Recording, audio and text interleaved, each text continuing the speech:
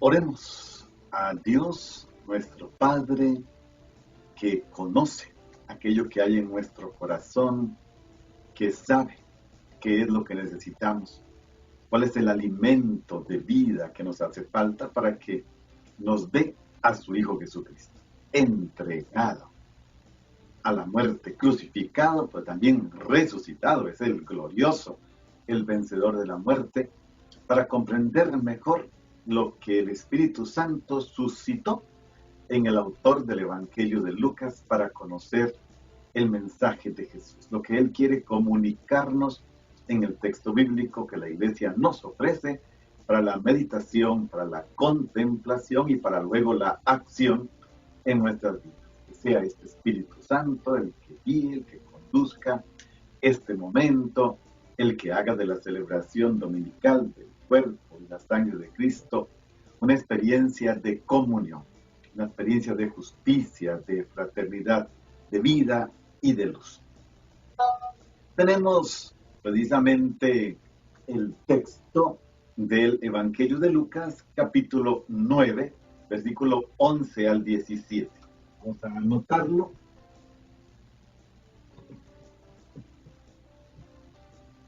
Lucas 9, del 11 al 17.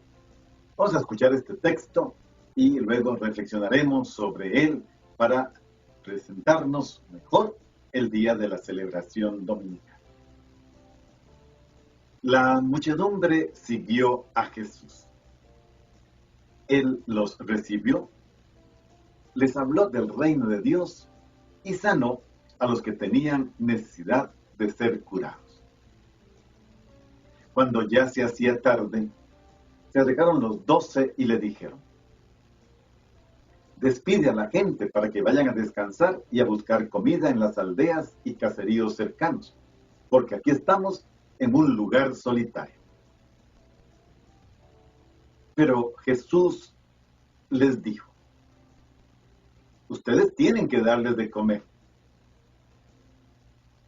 Ellos replicaron: no tenemos más que 5 panes y 2 pescados, a no ser que vayamos nosotros mismos a comprar alimento para toda esta gente. Eran como unos 5,000 hombres.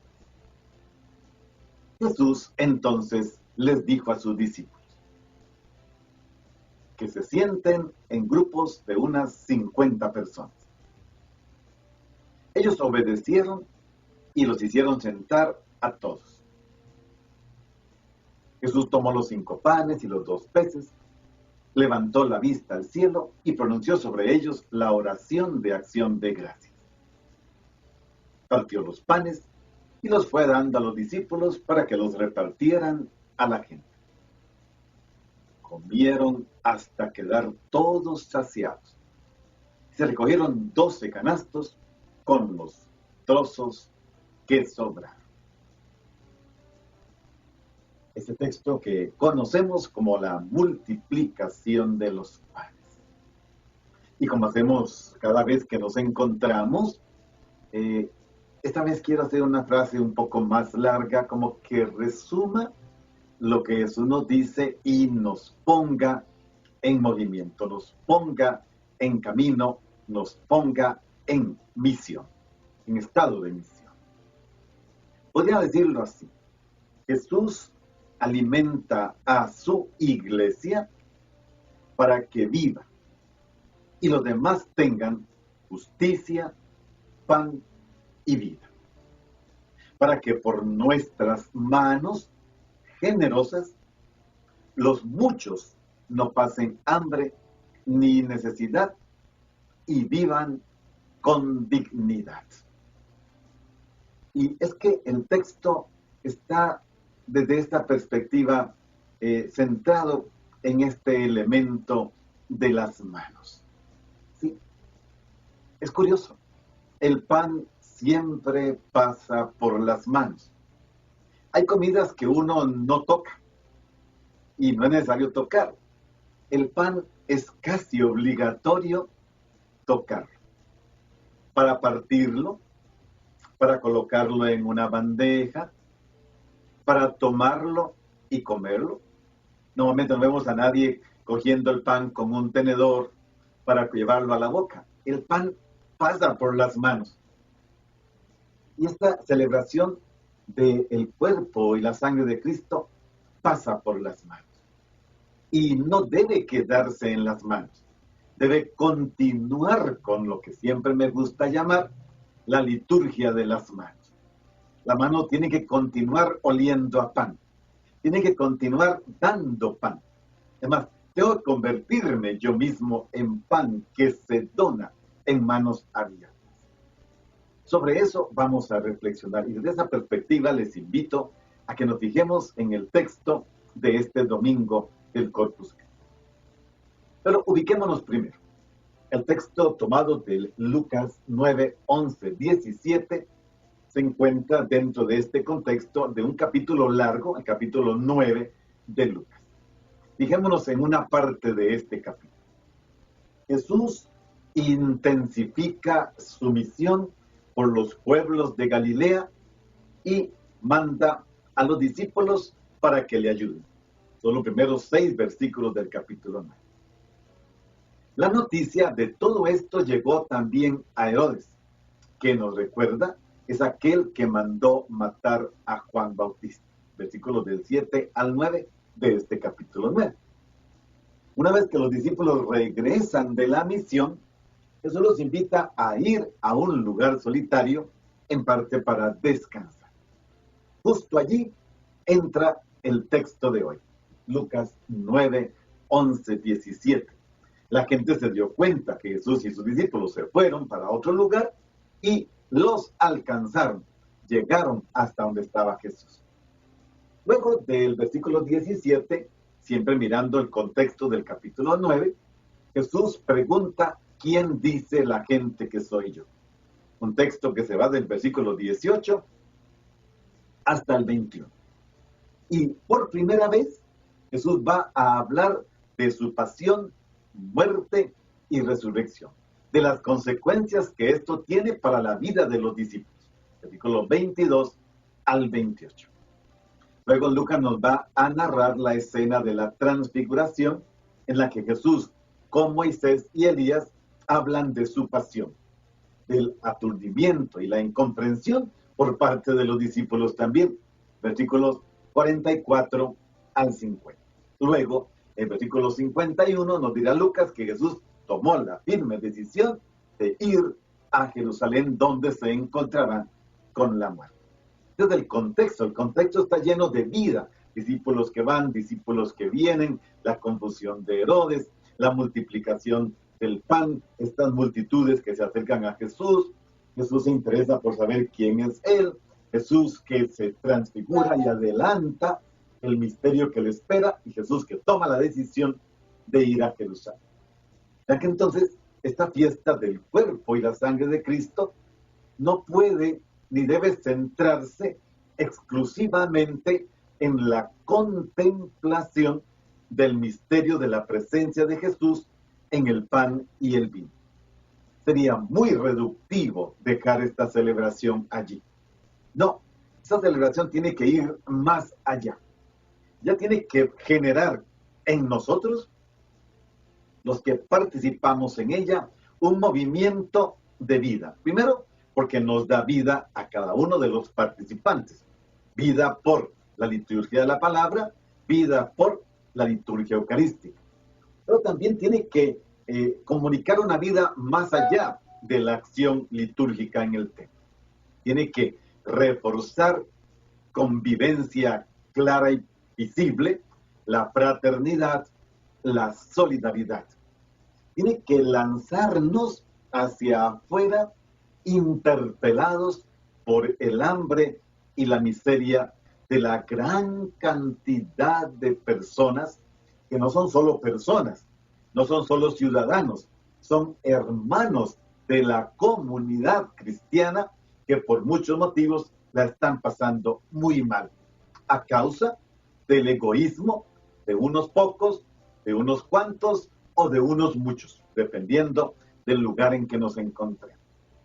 A mí me llama la atención que el Papa Francisco, precisamente en el año 2013, cuando celebra la primera canonización usó una frase muy hermosa que decía: los pobres, los enfermos y los abandonados son la carne de Cristo. ¿Qué sentido más profundo? Es esto lo que tenemos que descubrir cuando celebramos el cuerpo y la sangre de Cristo. Este cuerpo de Cristo en el que está la Eucaristía tiene que estar también presente, visible, al alcance de nuestras manos. ¿Quién? El hambriento, el desnudo, el enfermo, el que está libre, preso, porque privado de la libertad, el que no tiene dónde vivir, el que no tiene trabajo, aquel que no tiene el conocimiento que tienen los que pueden darse el lujo de pagar escuelas y colegios y universidades, el sufrimiento de los marginados, la situación de los deprimidos y angustiados, la realidad de los necesitados.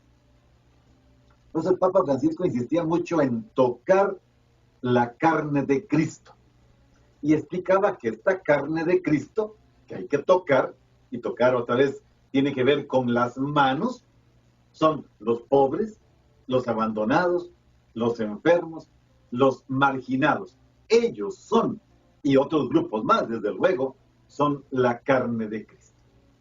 Pablo nos recuerda en 1 Corintios 12:27 que cuerpo de Cristo, dice, son ustedes. Ustedes son el cuerpo de Cristo.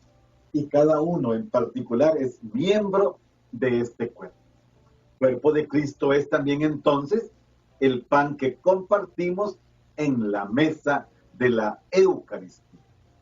Por eso la Iglesia, y hay un documento de la Iglesia también que dice que la Iglesia hace la Eucaristía, la Iglesia hace la Iglesia, la Eucaristía hace la Iglesia nace de la Eucaristía. Entonces, se trata de celebrar esta fiesta tan hermosa, en la que somos tan sensibles, para la que nos preparamos con tridos inclusive, para que nos preparamos adornando nuestras calles para la procesión eucarística en algunos centros parroquiales y en algunas comunidades, nos lleva a algo más, a compartir en caridad los bienes, a hacer memoria de Jesús en la celebración de la cena del Señor, sin separar la caridad de lo aquello que poseemos, hecha con lo que recibimos de Dios hacia los más necesitados, va de la mano con la celebración de esta cena del Señor. Y este grave problema había surgido en la comunidad de Corinto.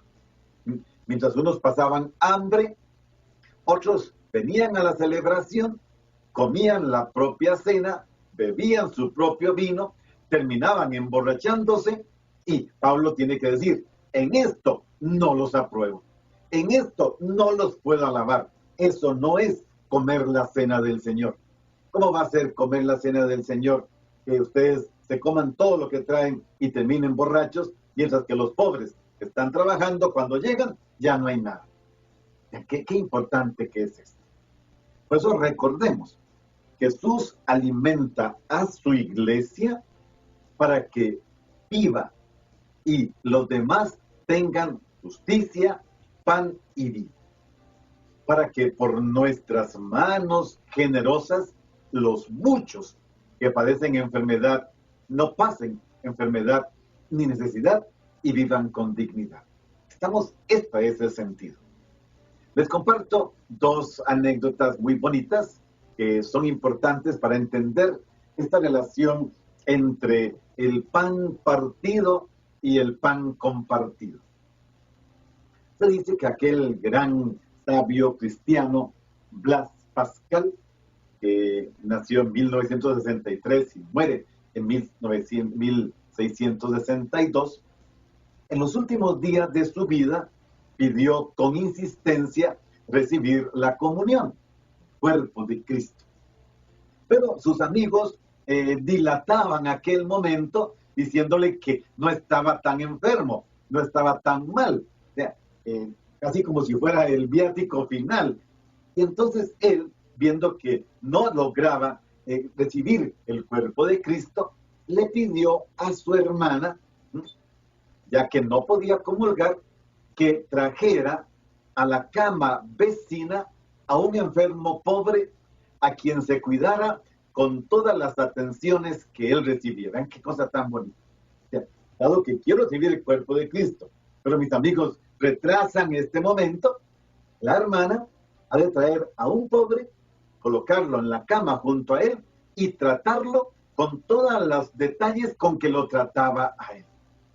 Y así entonces Pascal, viendo al pobre junto a él, tendría la oportunidad de encontrarse con Cristo. Vaya manera de entender lo que significa comulgar el cuerpo de Cristo. Es eso, tocar a Cristo en el pobre. No puedo comulgar el cuerpo de Cristo, voy a comulgar mi vida con un pobre, siendo atendido con todas mis características. Luego, en el siglo IV, otro gran hombre, Juan Crisóstomo, que se llamó así Boca de Oro, por la forma como hablaba, era contundente. Él decía, ¿quieren honrar el cuerpo de Cristo? Esa era su pregunta. Y entonces respondía, no consientan que esté desnudo. El mismo que dijo, este es mi cuerpo, dijo también, me dieron hambriento y no me dieron de comer. Y cuando no lo hicieron con uno de esos más pequeños, tampoco lo hicieron conmigo. Pero vean que la pregunta de Juan Crisóstomo es, ¿quieren honrar el cuerpo de Cristo? No consientan que esté desnudo. Una estrecha relación entre el cuerpo de Cristo sacramentado y el cuerpo de Cristo visible en el pobre, en el desnudo, en el necesitado. Estos son elementos que nos ayudan a comprender, porque corremos el riesgo de la fiesta del Corpus Christi, quedarnos en la adoración eucarística, que es muy importante, atenernos tanto a la procesión eucarística con nuestras calles muy bien alfombradas de flores y otras tantas cosas, pero podríamos, mientras tanto, maltratar al desnudo. Y el desnudo puede ser el hambriento, el sediento, el borrachito, el drogadicto, aquel marginado que está por allí y casi le pasamos por encima con toda y procesión. Cuidado, eso no es honrar el cuerpo de Cristo, lo diría San Juan Cristo. Entonces vean que la necesidad de las personas que padecen marginación es para Jesús el criterio inmediato, el criterio práctico de lo que se puede hacer. ¿Qué hace él? Lo escuchamos en la narración del Evangelio que acabamos de leer. Él quería descansar con sus discípulos, probablemente era para que recuperaran sus fuerzas, para que comieran tranquilos con él y él comer con ellos. ¿Pero qué? La multitud se dio cuenta, llegó a donde estaba él y ¿qué hace él?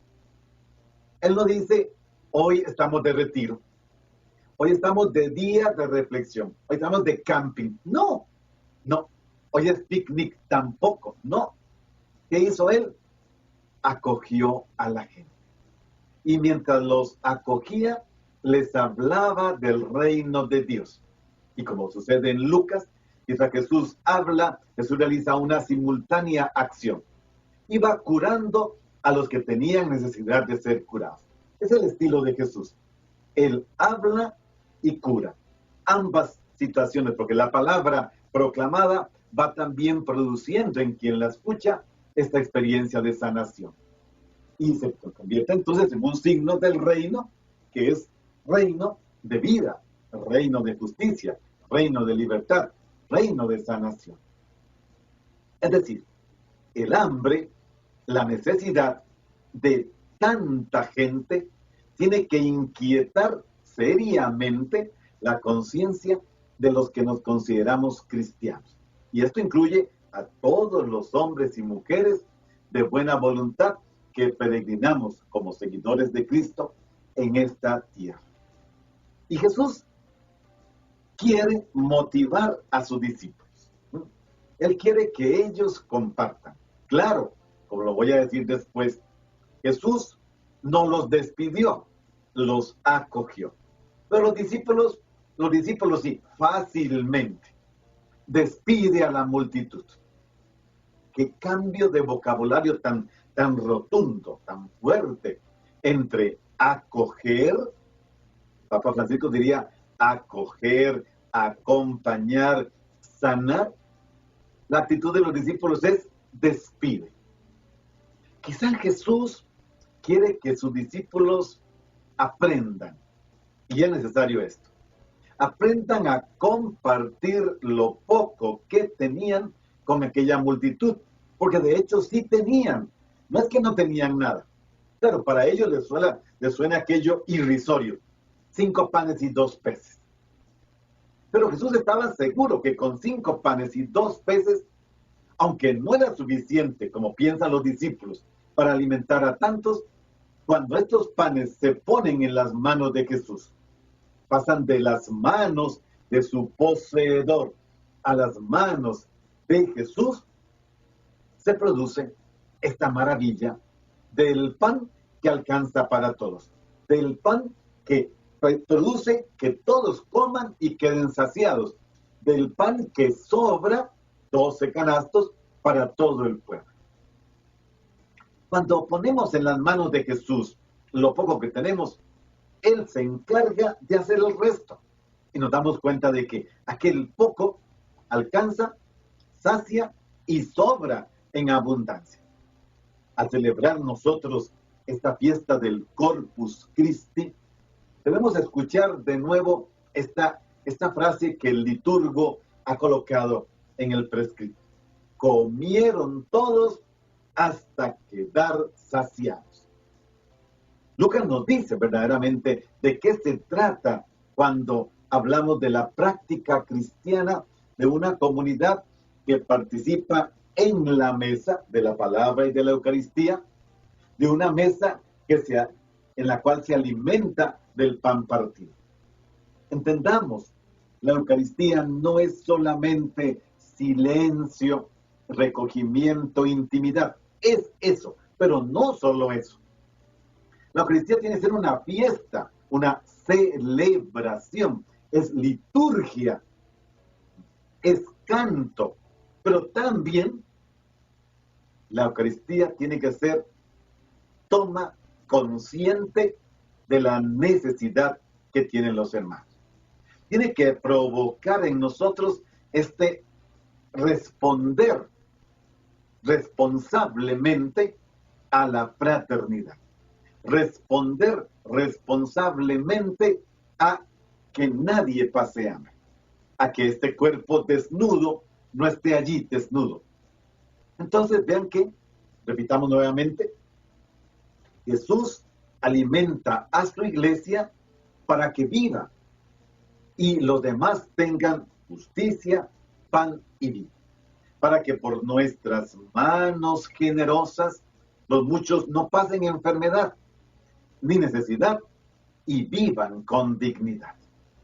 Entonces, una Eucaristía celebrada y que no nos vincule, no nos ponga en comunión, en cercanía, en coparticipación al amor y al servicio a los otros, podríamos decir que, al menos yo me atrevo a decir, hay mucha duda de que nos vincule al amor de Cristo. ¿Cómo podemos quedar vinculados al amor de Cristo y luego no hacer lo que Cristo hacía? La realidad es que muchos cristianos, no nos importa cuánta cantidad, muchos, basta con ir a algunas de nuestras Eucaristías dominicales. Incluso cuando se acercan a la comunión, a la fracción del pan, no logran, no consiguen alimentarse del amor, caer en la cuenta de la urgencia, porque hoy es una urgencia de la comunión. Urge. No, hay que alimentarse del amor de Cristo y hay que sentir en la propia carne la necesidad de compartir con el otro. No nos hagamos la ilusión, rompamos esta mentira.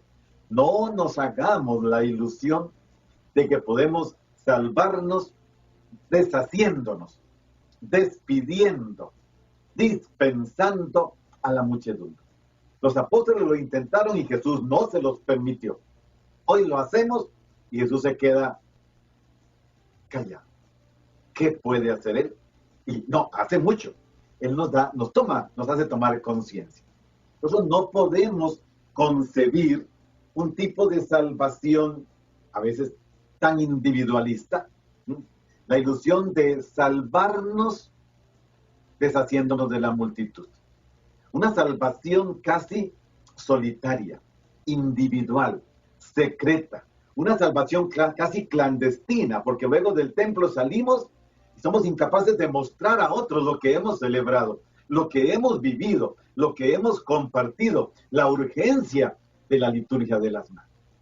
No, tenemos que ser conscientes de que el verbo salvarse solo se conjuga correctamente según la gramática de Jesús, según ese adjetivo que dice salvarse juntos. Nos salvamos juntos. La salvación es juntos. No pensemos, olvidémonos de una predicación a la que cada uno tiene que estar atento interiormente y terminada la predicación, cada quien se vaya para su casa, como querían los apóstoles, a descansar, a comer o a buscar comida. Para los discípulos, el hambre de la gente que ellos constatan, porque lo constatan, despide a la gente, ya está atardeciendo, que se vayan a buscar comida. Ellos constatan el hambre, se dan cuenta de la urgencia. Pero terminada la hermosa predicación, terminada la maravillosa celebración litúrgica dominical, que cada uno, como decimos al final de la misa, puede ir en paz. Que se aleje del templo, que se aleje de la comunidad, que se las arregle como pueda, que cada uno resuelva sus problemas, resuelva su hambre, resuelva su desnudez. Es una postura dimisionaria, es una postura de falta de fe, de falta de esperanza y no se dude de auténtica ausencia de caridad. Una posición de no responsabilidad, de no competencia, de desinterés, de no querer saber nada del otro. Despide a la multitud. Despide a la multitud. Pero Jesús, podríamos decir, expresar, que incluso antes de hacer que los panes alcancen para todos, yo sé que siempre usamos el verbo multiplicar, pero el verbo multiplicar no está en ninguna de las narraciones que llamamos de la multiplicación de los panes, porque dice que Jesús lo partió. Claro, todo lo que se parte se multiplica. Se trataría eso, de la partición de los panes, más que de la multiplicación. Él, antes de eso, de partir el pan y multiplicarlo, quiere multiplicar los corazones de los 12, de los apóstoles. ¿Para qué? Para que sientan lo que Él siente, para que experimenten lo que Él experimenta. Esplanknitzomai, conmoción entrañable. Y la conmoción entrañable lleva a acoger. Jesús pretende multiplicar personas que experimenten visceralmente los sufrimientos de Él, lo que Él siente ante aquella multitud, a la que prefiere enseñarle hablando del reino, a la que prefiere sanar porque tenían necesidad y ahora quiere alimentar. Hay que experimentar el hambre ajeno. Jesús, antes de, como decía, partir el pan, pretende partir el corazón endurecido del egoísmo, partir el corazón ávido de poder, de posesión, de dominio, de conservar lo propio para sí mismo. Sí, el milagro, si es que se hablara de milagro, Lucas tampoco habla de milagro, habla de este Jesús que parte el pan.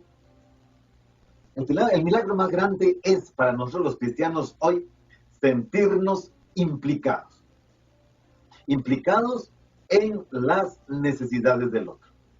es experimentar esta conmoción entrañable que lleva a compadecerse de la miseria, a ser sensible de la situación, en muchos casos desesperada, de los que encontramos incluso dentro del templo de la celebración, pero no se diga saliendo del templo. Jesús, y a mí me gusta este detalle de Jesús, Él nunca se complace en la multitud que le rodea. Para Jesús nunca es importante la cantidad de gente. Con toda seguridad no era consciente, ni contaba. Lucas tomó el detalle, eran como 5,000 personas, 5,000 hombres, dice, por lo menos. No, a Jesús no le satisface que la gente venga corriendo a escuchar sus palabras. No, Jesús ni siquiera cae en la cuenta. Son los discípulos los que llegan a decirle, mira que está cayendo la tarde. Jesús tampoco pareciera que es consciente del hambre, porque Él es consciente de algo más. Él experimenta conmoción entrañable por la multitud, algo que es completamente distinto. Sí, la multitud para Jesús no es el marco de su éxito. A veces en la iglesia queremos que la cantidad de personas, la cantidad de bautizados, de confirmados, de matrimonios, etcétera, y decimos la iglesia está creciendo. A Jesús no le interesaba esto. Para Jesús la multitud no es el termómetro de la popularidad. No, la multitud está en el centro.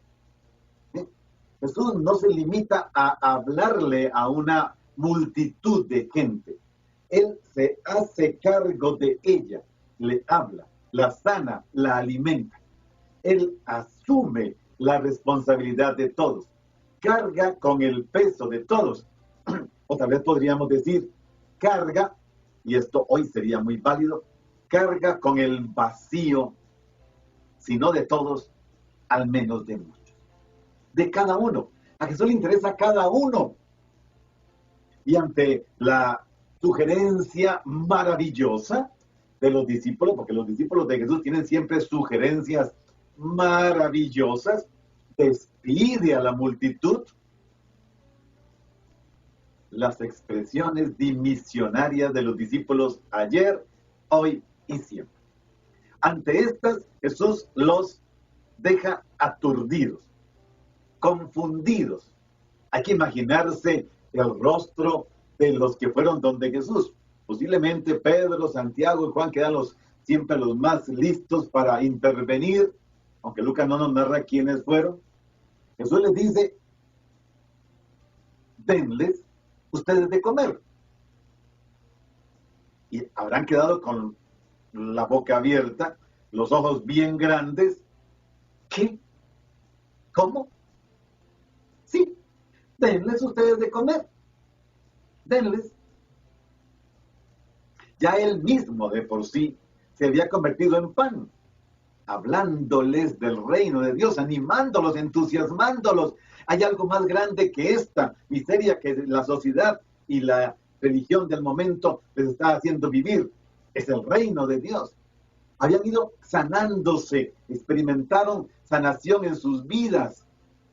Él se había dado ya, de hecho, como comida, como alimento, como pan. Ahora comienza a oscurecer, cae la tarde, y el Señor no se deshace de ellos. ¿Cómo de que vayan a sus casas a descansar?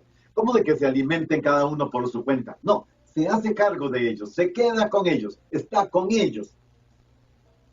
La predicación, la catequesis, la enseñanza continúa, repito, con la liturgia de las manos. Qué lástima que en la iglesia hemos dejado esta dimensión por fuera. No se nos motiva a que continúe todo esto.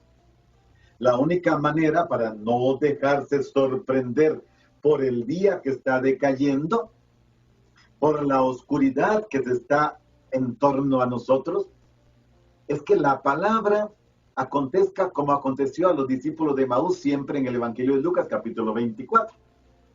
Que la palabra encienda el corazón, que la palabra haga arder la vida.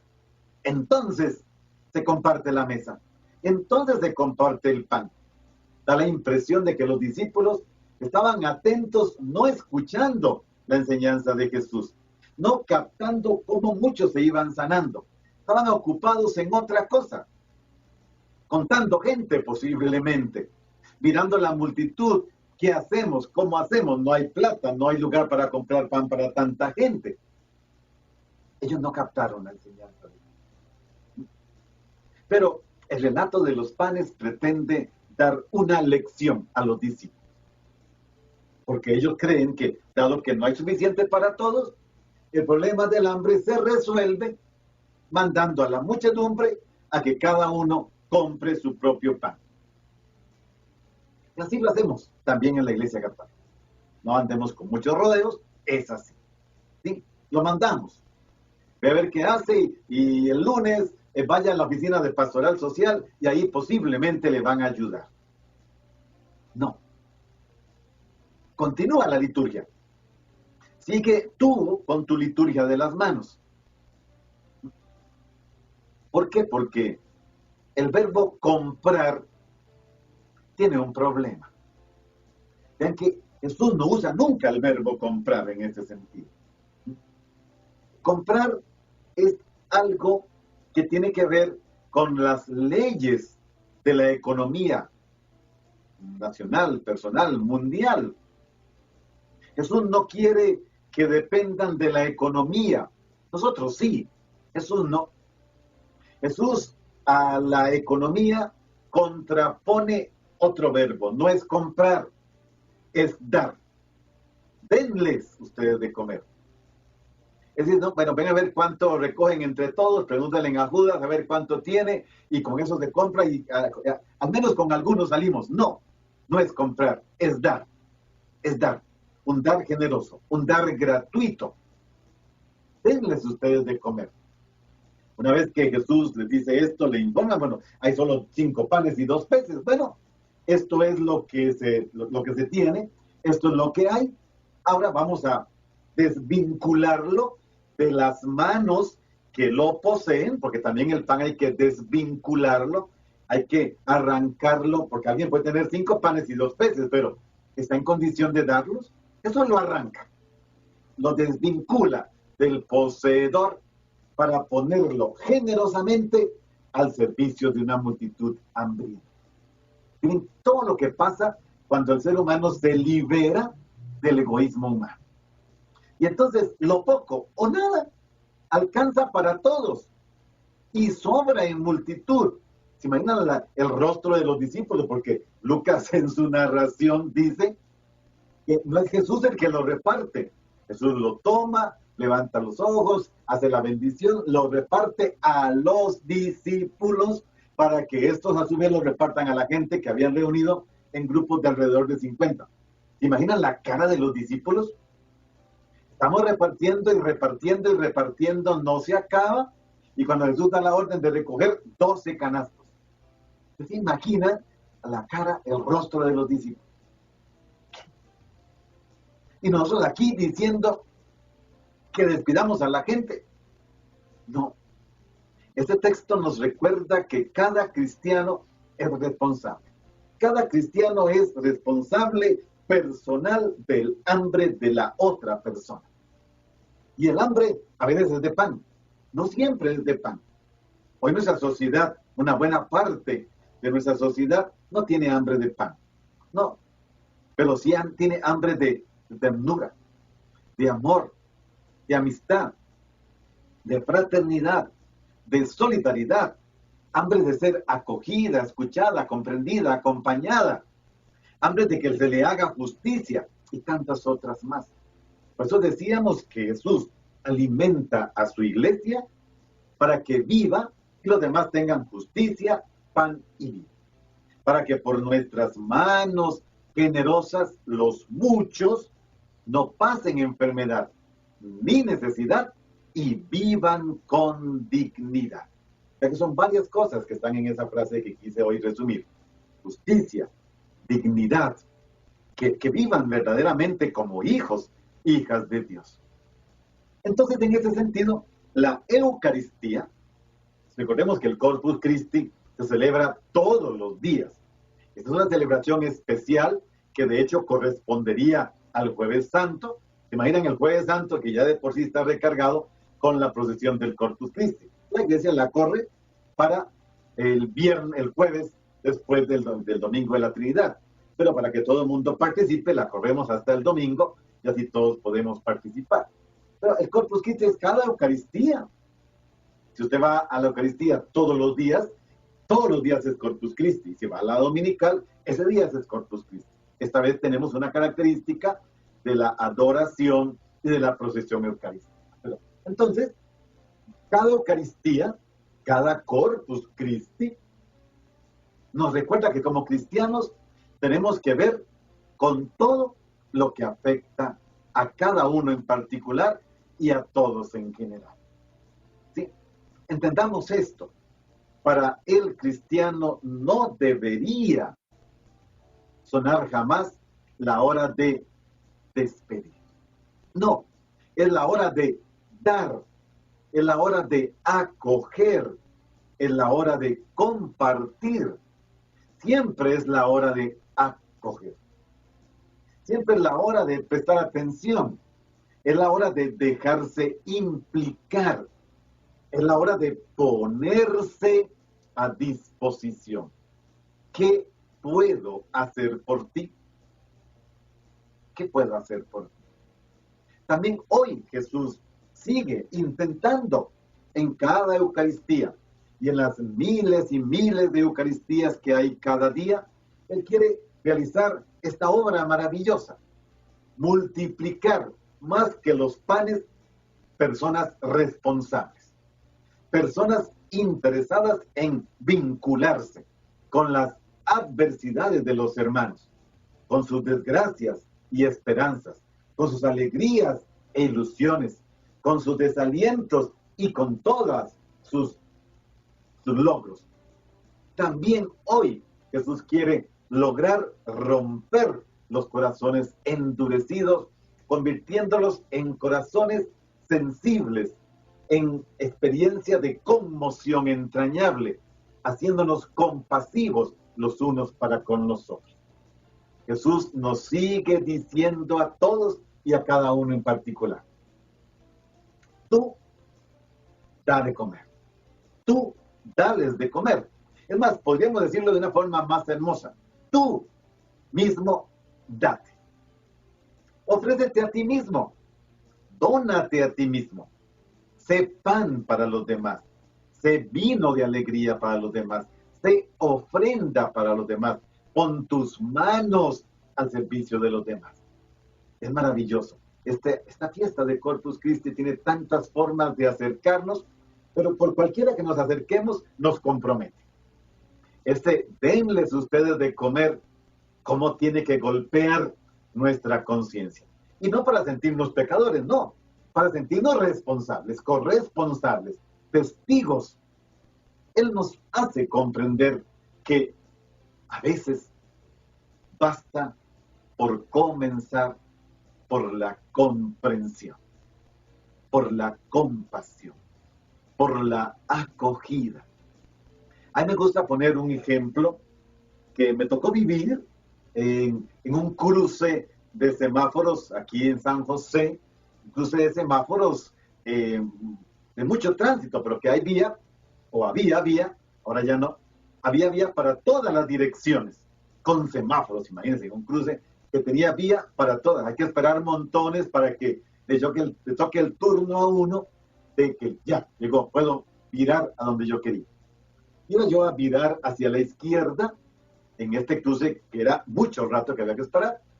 Habían unos 7, 8 autos delante de mí en la fila para virar a la izquierda. Viene uno de estos hermanos nuestros que viven en la calle y de la calle, que viven de la compasión de los cristianos. Y pues estaba ofreciendo algunos folletitos para pintar, pero yo lo vi que él venía con sus folletos agarrados por detrás y pasó todos los autos hasta que llegó al mío. Y el mío se detuvo y me dijo, con sus folletos en la mano: no me dé nada, no me dé nada, no me dé nada. Yo me quedé impresionado porque ¿y ahora qué pasó? Se acercó nuevamente más hacia la puerta, que mi vidrio estaba abierto y me dijo: no me dé nada porque usted no me cerró el vidrio.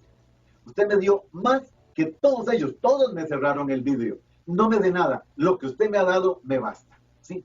A veces no hay ni siquiera que dar pan, siempre ha de ir acompañado. Es acoger, es no cerrar el corazón. Y una forma de cerrar el corazón hoy es cerrar la puerta, cerrar la ventana, cerrar la comunicación, impedir que el otro me cuente su necesidad o me cuente su alegría. Tú me trataste con dignidad. Tú no me cerraste la puerta. Tú no me cerraste la ventana. Eso es, miren, celebrar la vida con conmoción entrañable, como dice Lucas, no es solamente suspirar, conmoverse, sentir que estoy ahí delante de la presencia real de Jesucristo y mirar los ángeles que bajan a custodiar. No, es sentir en el estómago los mordiscos, porque vaya que pica fuerte ese gusanito en el estómago del hambre ajena. Eso. Y luego Jesús nos hará comprender que siempre y de cualquier manera nos toca a nosotros. No temamos que tengas solo 5 panes y 2 peces. No importa qué hizo Jesús, los tomó. Él los tomó. Ay, no, ¿qué hacemos ahora? 5 panes, 2 peces. No, sentémonos, dialoguemos y miremos cómo hacemos. No, los tomó en sus manos, ya que centré todo en las manos. Los tomó en sus manos, aunque fuera poco. Jesús, precisamente en la celebración eucarística, le da un vuelco a nuestros proyectos negativos. Dimisionarios, despide a la gente. Negativos, no tenemos más que 5 panes y 2 peces. Proyectos privados, proyectos excluyentes de las necesidades de los otros. Él nos impone la comunión, Él nos impone el dar, Él nos impone el compartir, Él nos propone y nos impone la fraternidad, Él nos propone la solidaridad, Él nos propone la comunión. Entendamos que la Eucaristía no puede ser compatible, aunque nos hayamos acostumbrado a eso, con una mesa reducida. Qué fácil reducimos la mesa. Ya no nos preocupa ni siquiera después de la pandemia que nuestros templos se han ido vaciando. Ya no nos preocupa que aquel ya no viene, que ahora nos dejó de venir, después de la pandemia no vino más. Ya no nos preocupa. Ya no echamos de menos su presencia. Eso es una mesa reductiva, es una mesa egoísta, es una mesa selectiva.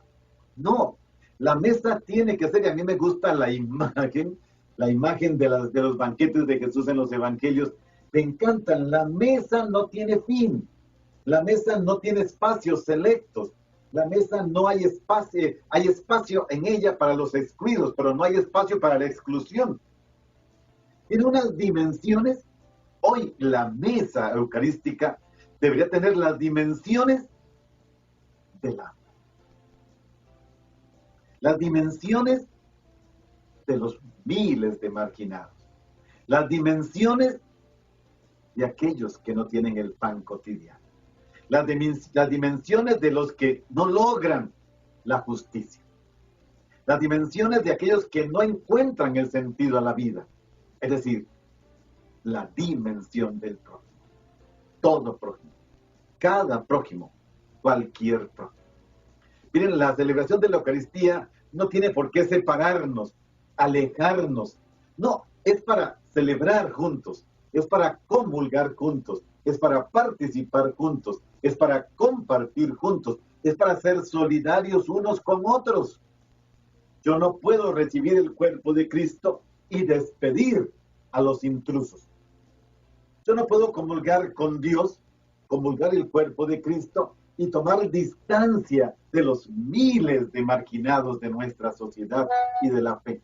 No, tenemos que entrar precisamente en esta dimensión. Bien, hermanos, qué bonito este Evangelio de Lucas.